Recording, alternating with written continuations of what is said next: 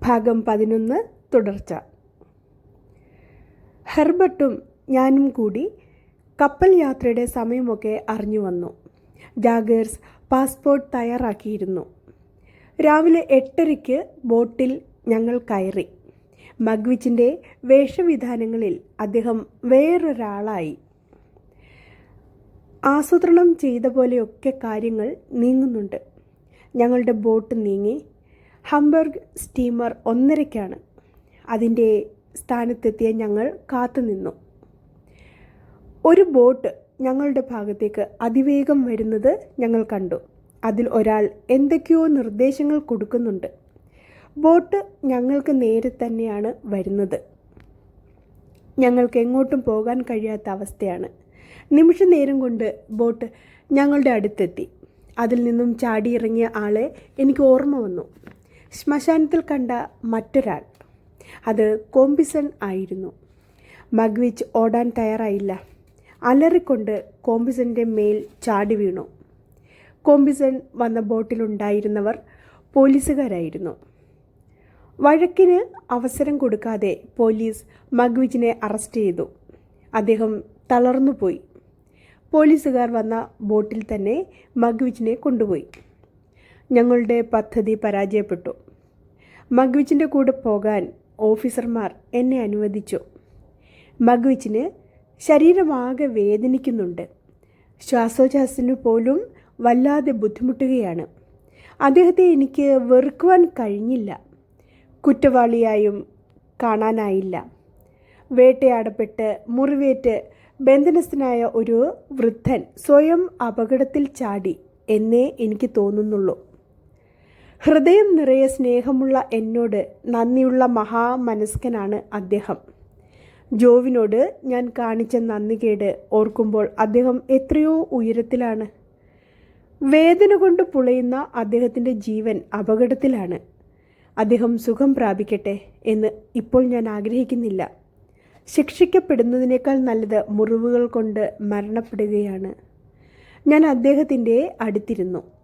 അദ്ദേഹം എൻ്റെ കൈകൾ പിടിച്ചുകൊണ്ട് മെല്ലെ പറഞ്ഞു, എന്നെ കാണാൻ വരുമെന്ന് ഞാൻ പ്രതീക്ഷിച്ചില്ല. എനിക്ക് വേണ്ടിയാണ് നിങ്ങൾ അപകടത്തിലേക്ക് നടന്നു പോയത്. പ്രിയപ്പെട്ട കുട്ടി, നിന്നെ കാണാൻ വേണ്ടി മാത്രം വന്നതാണ്. ഞാനിപ്പോൾ സംതൃപ്തനാണ്.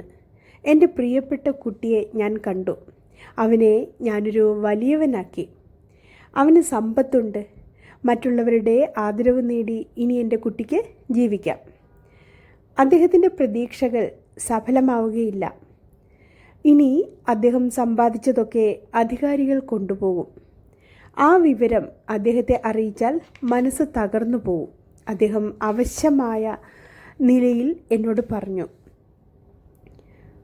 എൻ്റെ പ്രിയപ്പെട്ട കുട്ടി, എന്നെ നോക്ക്. ഇപ്പോൾ നീ ഒരു വലിയ ആളായി. വെറും ചീത്തയായ എൻ്റെ കൂട്ട് ഇനി നിനക്ക് പറ്റില്ല. എന്നെ വിട്ടു പൊയ്ക്കോളൂ. ഇല്ല, നിങ്ങളെ ഒറ്റയ്ക്കാക്കി പോകാൻ എനിക്ക് കഴിയില്ല. കഴിയാവുന്നിടത്തോളം ഞാൻ നിങ്ങളുടെ അടുത്തുണ്ടാവും. മഗ്വിച്ചിൻ്റെ കൈകൾ വിറച്ചു. ഞാൻ അദ്ദേഹത്തെ തലോടി. സാവധാനം അദ്ദേഹം ഉറക്കത്തിലേക്ക് വീണു. ശുശ്രൂഷ ആവശ്യമായതുകൊണ്ട് മഗ്വിച്ചിനെ ജയിലിൽ ആശുപത്രിയിൽ പ്രവേശിപ്പിച്ചു. ഡോക്ടർമാർ ആവുന്നതെല്ലാം ചെയ്യുന്നുണ്ടായിരുന്നു. എന്നാൽ മഗ്വിച്ചിൻ്റെ സ്ഥിതി വളരെ മോശമായി. ഓരോ ദിവസവും മഗ്വിച്ചിൻ്റെ അവശത കൂടി വന്നു. ഞാൻ അരികത്ത് തന്നെ നിന്നു. ജാഗേഴ്സാണ് മഗ്വിച്ചിൻ്റെ കേസ് വാദിച്ചത്. അനുകൂലമായ വിധി ഉണ്ടാവില്ലെന്ന് ജാഗേഴ്സ് മുന്നേ പറഞ്ഞിരുന്നു. അദ്ദേഹത്തിൻ്റെയും എൻ്റെയും ജീവിതകഥ എഴുതി ഞാൻ അധികാരികൾക്ക് സമർപ്പിച്ച് മാപ്പ് ലഭിക്കുവാൻ. പക്ഷേ ആരും അത് ഗൗനിച്ചില്ല. മഗ്വിച്ച് കുറ്റവാളിയായി തടവറയിൽ കഴിയുന്നതും ശിക്ഷിക്കപ്പെട്ട് മരിക്കുന്നതും കാണാനിടവരരുതേ എന്നായിരുന്നു എൻ്റെ പ്രാർത്ഥന. ദിവസങ്ങൾ കഴിഞ്ഞു. മഗ്വിച്ച് തീരെ അവശനായി. എൻ്റെ ശബ്ദവും സ്പർശവും മാത്രമേ അദ്ദേഹം തിരിച്ചറിയുന്നുള്ളൂ. ഇതിനിടയിൽ ക്ലാരിക്കർ വാക്കുപാലിച്ചു. ഹെർബർട്ടിനെ കമ്പനിയുടെ ഈജിപ്തിലെ ബ്രാഞ്ചിൽ ഉത്തരവാദപ്പെട്ട ആളായി സ്ഥാനാരോഹണം ചെയ്തു. ഹെർബർട്ട് പോകുന്നതിന് മുമ്പ് കമ്പനിയിലേക്ക് എന്നെയും ക്ഷണിച്ചു. ഞാൻ പക്ഷേ മഗ്വിച്ചിനെ വിട്ട് എങ്ങും പോകുന്നില്ലെന്ന് പറഞ്ഞു. ഞാൻ എപ്പോൾ ചെന്നാലും കമ്പനിയിൽ ഒരു സ്ഥാനമുണ്ടായിരിക്കുമെന്നുള്ള വാഗ്ദാനവും നൽകിയാണ് ഹർബർട്ട് പോയത്. ഹർബർട്ട് പോയപ്പോൾ എനിക്ക് ഏകാന്തത അനുഭവപ്പെട്ടു. 10ാം ദിവസം കോടതി വിധി വന്നു. ഞാൻ ആശുപത്രിയിലേക്ക് പോവുകയായിരുന്നു. മഗ്വിച്ചിൻ്റെ കണ്ണുകൾ വാതിലിന് നേരെയായിരുന്നു. പ്രിയപ്പെട്ട കുട്ടി, നീ വൈകുമെന്ന് ഭയന്നു. കൃത്യസമയത്ത് തന്നെ വന്നു. സംസാരിക്കുമ്പോൾ മഗ്വിച്ചിൻ്റെ ശ്വാസഗതി തകരാറിലായി. അദ്ദേഹം വല്ലാത്ത വേദന സഹിക്കുന്നതായി തോന്നി.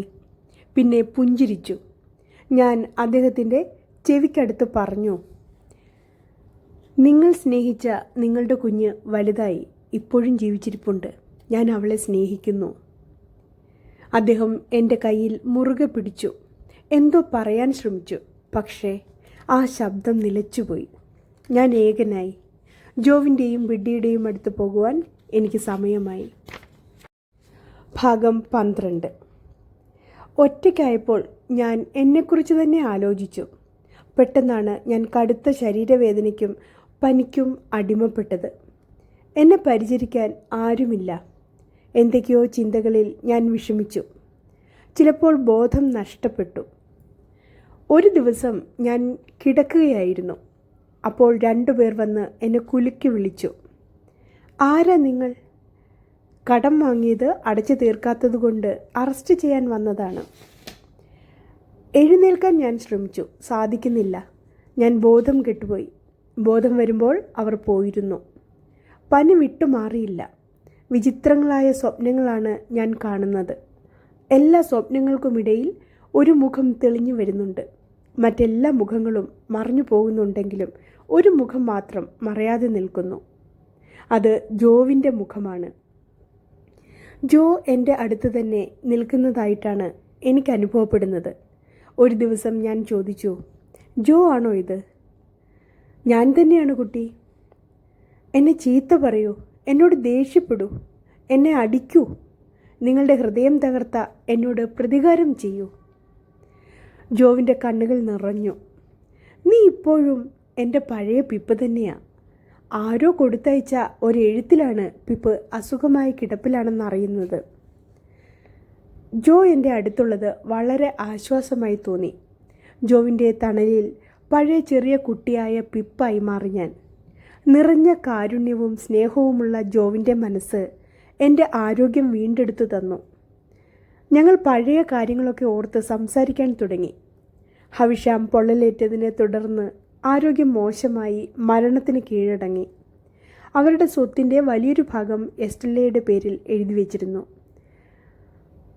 മാത്യു പോക്കറ്റിനും ബർട്ടിനും നല്ലൊരു തുക എഴുതി വച്ചിട്ടുണ്ട്.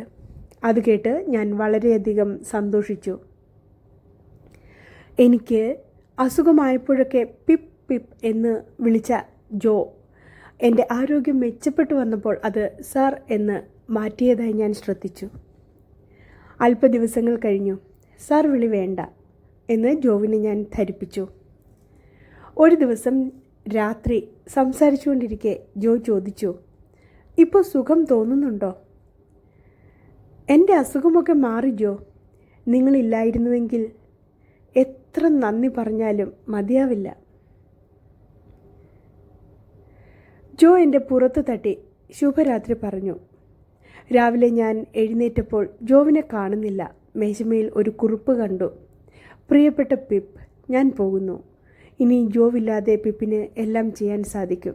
ഏറ്റവും നല്ല സുഹൃത്ത്. കുറിപ്പിനൊപ്പം ഒരു റെസീറ്റ് ഉണ്ടായിരുന്നു. എൻ്റെ കടബാധ്യതകൾ തീർത്തതിൻ്റേതായിരുന്നു അത്. ഞാൻ കസേരയിൽ വീണുപോയി. ജോവിനെയും ബിഡ്ഡിയെയും കണ്ട് മാപ്പ് പറയണമെന്ന് തോന്നി. ജോവിനെ ബിഡ്ഡി എഴുത്തു പഠിപ്പിക്കുന്നതിൻ്റെ തെളിവാണ് ആ കുറിപ്പ്. 3 ദിവസം കഴിഞ്ഞാണ് കെൻഡിലേക്കുള്ള തീവണ്ടിയിൽ ഞാൻ ജോവിനെയും ബിഡ്ഡിയെയും കാണാൻ യാത്ര തിരിച്ചത്. ബിഡ്ഡിയോട് മാപ്പ് പറഞ്ഞ് പുതിയ ജീവിതം തുടങ്ങാൻ ആവശ്യപ്പെടണം. ബിഡ്ഡി പറയുന്നത് എന്തും ചെയ്യാമെന്ന് ഏൽക്കണം. ബിഡ്ഡിയെ വിവാഹം ചെയ്യണം എന്നൊക്കെയായിരുന്നു വിചാരം. കെൻഡിലെത്തിയ ഞാൻ ആകാംക്ഷയോടെ ജോവിൻ്റെ വീട്ടിലേക്ക് നടന്നു. പണിശാലയിൽ ശബ്ദമൊന്നും കേട്ടില്ല. എനിക്ക് ഉത്കണ്ഠ വർദ്ധിച്ചു. ഞാൻ ഓടി വാതിക്കലെത്തിയപ്പോൾ ബിഡ്ഡി ഓടി വന്ന് കെട്ടിപ്പിടിച്ചു. ബിഡ്ഡിയും ജോവും പുതിയ വസ്ത്രങ്ങൾ ധരിച്ചിരിക്കുന്നു. വീടാകെ അലങ്കരിച്ചിട്ടുമുണ്ട്. ഞാൻ അത്ഭുതത്തോടെ നോക്കുമ്പോൾ ബിഡ്ഡി പറഞ്ഞു, എൻ്റെ വിവാഹ ദിനമാണിത്. ഞാൻ ജോവിനെ വിവാഹം ചെയ്തു.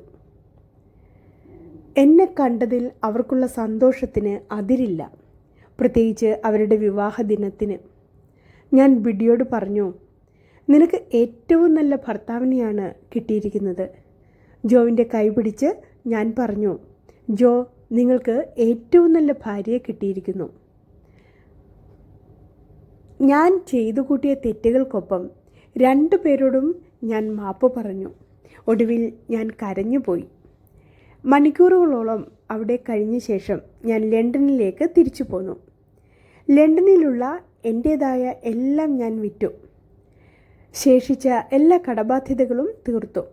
കെയ്റോവിലാണ് ഹെർബർട്ട് ഉള്ളത്. ക്ലാരയെ കല്യാണം കഴിച്ച് അവിടേക്ക് കൊണ്ടുപോയിട്ടുണ്ട്. അവരുടെ അടുത്തേക്കാണ് ഞാൻ പോയത്. ഹെർബർട്ട് എന്നെ സ്വീകരിച്ചു. അവരുടെ കമ്പനിയിൽ ജോലി കിട്ടി. ഞാൻ കഠിനമായി ജോലി ചെയ്തു. ജോവിനെയും ബിഡ്ഡിയെയും ഞാൻ മറന്നില്ല. അവർക്ക് നീണ്ട കത്തുകൾ എഴുതുന്നതിൽ എനിക്ക് സന്തോഷമായിരുന്നു. വർഷങ്ങൾ കഴിഞ്ഞു. ക്ലാരിക്കർ എന്നെയും കമ്പനിയുടെ പങ്കുകാരനാക്കി. ആ സമയത്ത് ക്ലാരിക്കർക്ക് ഞാൻ നൽകിയ പണത്തെക്കുറിച്ച് ഹെർബർട്ടിനോട് പറഞ്ഞു. ഹെർബർട്ട് അന്തം വിട്ടുപോയി. വർഷങ്ങൾ വീണ്ടും കടന്നുപോയി. ജോവിനെയും ബിഡ്ഡിയെയും കാണണമെന്ന വിചാരം എന്നെ വീർപ്പ് മുട്ടിച്ചു. ഞാൻ ഇംഗ്ലണ്ടിലെത്തി. ഞാൻ അകത്തേക്ക് ചെല്ലുന്നത് കണ്ട ജോ ഓടി വന്ന് കെട്ടിപ്പിടിച്ചു. ബിഡ്ഡിയും വന്നു ചേർന്ന് നിന്നു. അവരുടെ കൊച്ചുമകൻ അത്ഭുതത്തോടെ എന്നെ നോക്കി. ജോയും ബിഡ്ഡിയും മകനിട്ട പേര് പിപ്പ് എന്നാണ്. കൊച്ചു പിപ്പും ഞാനും എളുപ്പത്തിൽ കൂട്ടുകാരായി. ജോ എന്നെയും കൊണ്ട് നടന്ന പോലെ ഞാൻ കൊച്ചു പിപ്പിനെയും കൂട്ടി നടന്നു. ഒരു ദിവസം ഞാൻ ബിഡ്ഡിയോട് ചോദിച്ചു, ബിഡ്ഡി, നിങ്ങളുടെ പിപ്പിനെ എനിക്ക് തരുമോ? ഏയ്, അത് പറ്റില്ല. പിപ്പ് കല്യാണം കഴിക്കണം. ഹെർബർട്ടും എന്നോട് പല പ്രാവശ്യം അത് പറഞ്ഞിരുന്നു. എസ്റ്റല്ലയെ നഷ്ടപ്പെട്ടതിലുള്ള സങ്കടമാണോ? ബിഡ്ഡി ചോദിച്ചു. എനിക്ക് വയസ്സായില്ലേ ബിഡ്ഡി, എൻ്റെ സ്വപ്നങ്ങളെല്ലാം പോയി, എല്ലാം പോയി. സാറ്റീസ് വീട്ടിലേക്ക് പോകണമെന്ന് മനസ്സ് പറഞ്ഞു. വൈകുന്നേരം ഞാൻ അങ്ങോട്ടേക്ക് പോയി. ഗേറ്റ് തുറന്ന് അകത്ത് കടന്നു. പൂന്തോട്ടത്തിൽ ഒറ്റയ്ക്കൊരാൾ നിൽക്കുന്നു. എസ്റ്റല്ല. ഞാൻ ഉറക്കെ വിളിച്ചു, എസ്റ്റല്ല. എന്നെ തിരിച്ചറിഞ്ഞു? ഞാൻ ആകെ മാറിയല്ലോ. എസ്റ്റല്ലയുടെ ചില വിവരങ്ങൾ ഞാൻ അറിഞ്ഞിരുന്നു. ഭർത്താവ് ഒഴിവായതും അയാൾ ഒരപകടത്തിൽ മരണപ്പെട്ടതും. ഞങ്ങൾ അടുത്തടുത്തിരുന്നു. എസ്റ്റല്ല, നമ്മൾ ആദ്യം കണ്ടുമുട്ടിയ സ്ഥലമാണ് ഇത്. ഓർമ്മയുണ്ടോ? ഓർമ്മയുണ്ട്. ഇവിടെ പിന്നെ ഒരിക്കലും ഞാൻ ഇരുന്നിട്ടില്ല. ഇപ്പോൾ വീണ്ടും. അതെ, വരണമെന്ന് പലപ്പോഴും ആഗ്രഹിച്ചിരുന്നു. പക്ഷേ തടസ്സങ്ങൾ. ഞാൻ പിപ്പിനെ ഓർമ്മിക്കാറുണ്ട്. സത്യമായും എൻ്റെ മനസ്സിൽ എപ്പോഴും ഉണ്ടായിരുന്നു. എനിക്കൊരിക്കലും മറക്കാൻ കഴിഞ്ഞിട്ടില്ല. കുറേ സമയത്തേക്ക് 2 പേരും നിശബ്ദമായിരുന്നു. പിന്നെ എസ്റ്റല്ല തന്നെ പറഞ്ഞു, പിപ്പിനെപ്പറ്റി ചിന്തിക്കുന്നതാണ് എനിക്ക് ഏറ്റവും സന്തോഷം തന്നിരുന്നത്. വിട പറയൽ എനിക്കെന്നും വേദനയായിരുന്നു. കഴിഞ്ഞ തവണ പിരിഞ്ഞു പോയ ശേഷമുണ്ടായ വേദന. പക്ഷേ പിപ്പ് അന്ന് പോകുമ്പോൾ പറഞ്ഞത് ദൈവം അനുഗ്രഹിക്കുമെന്നായിരുന്നല്ലോ. അതിനുശേഷം ഞാൻ ഒരുപാട് സഹിച്ചു. പിപ്പിൻ്റെ അനുഭവങ്ങൾ എനിക്ക് മനസ്സിലാക്കാൻ കഴിയുന്നുണ്ട്. ഇപ്പോൾ ഞാൻ പ്രതീക്ഷിക്കുന്നു. പറയൂ, നമ്മൾ കൂട്ടുകാരാണെന്ന്. ഞാൻ പറഞ്ഞു, നമ്മൾ സുഹൃത്തുക്കളാണ്. അവൾ കൂട്ടിച്ചേർത്തു. എന്നും നമ്മൾ കൂട്ടായിരിക്കും. ഞാൻ അവളുടെ കരം ഗ്രഹിച്ചു. ആകാശത്ത് ചന്ദ്രൻ ഉദിച്ചു. വെള്ളി വെളിച്ചം ഞങ്ങളിൽ പതിച്ചു. ദിവ്യപ്രകാശത്തിൽ നടക്കുമ്പോൾ ഞങ്ങളെ വേർതിരിക്കാൻ ഒരു നിഴൽ പോലും ഉണ്ടായിരുന്നില്ല. ഭാഗം 12 ഇവിടെ അവസാനിക്കുകയാണ്. ഇതോടുകൂടി ചാൾസ് ഡിക്കൻസിൻ്റെ വലിയ പ്രതീക്ഷകൾ എന്ന പുസ്തകത്തിലെ കഥകളും അവസാനിക്കുകയാണ്.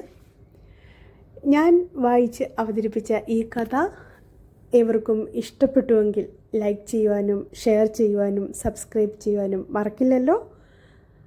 പുതിയൊരു കഥയുമായി ഞാൻ വരാം. നന്ദി, നമസ്കാരം.